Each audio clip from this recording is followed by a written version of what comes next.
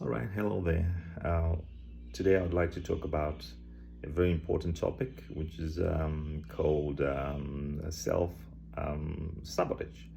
And this is something that often happens to us in, uh, in our own existences or in our partnerships.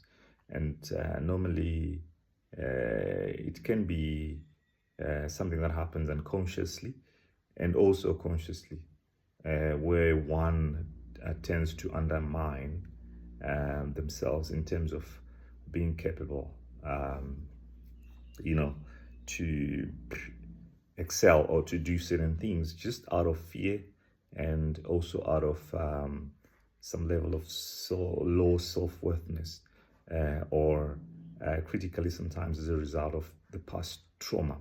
So I would actually uh, put it in this way as an example that it's like pressing an eject button on something that is good because deep down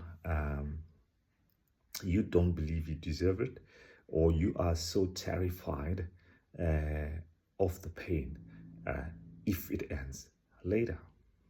Now, as I have already given um, the definition of self-sabotage, or just a preamble of um, what a self-sabotage could look like, there is also um, some very common signs um, that we tend to see um, around this self-sabotage um, issue.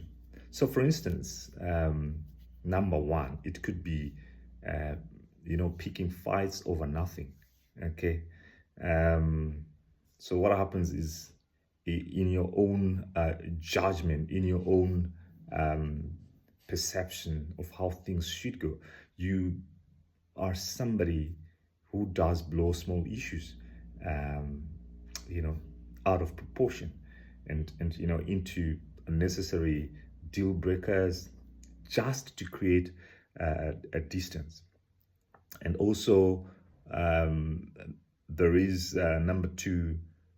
Let's say in a relationship or um, in a partnership, there are tendencies of pushing your partner away, whereby you withdraw emotionally, become very overly critical, or even to an extent of starting to flirt with others to test if the other uh, partner will leave. And of course, we also have issues around, which is number three, perfectionism, um, or just unrealistic expectations. So what happens? You hold your partner, um, for instance, in this case, or yourself, to just impossible standards. Okay, then feel justified when things fail. Okay, I'm sure as I speak right now, some of you will be able to make reference to some previous experiences. And there's also something that we call avoiding vulnerability. Okay, so this happens quite a lot. I see it happening around, whereby there are certain um, very deep conversations that people like to dodge.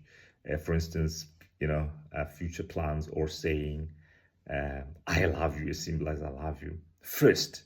Um, it's like just keeping one's foot out the door. All right. And then there is also the repeat of these very, weird, toxic patterns. So you are drawn to unavailable partners, okay?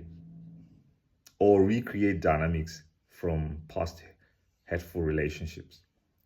And then there's self-fulfilling prophecies. You think all relationships end badly. Okay? So what do? You act in ways that make it true.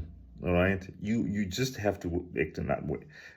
So that, whatever you are believing in, you're telling yourself, um, will come true. And of course, sometimes you start doing things like ghosting around that. Okay, so those are some of the few examples of some of the characterization of this self-sabotage.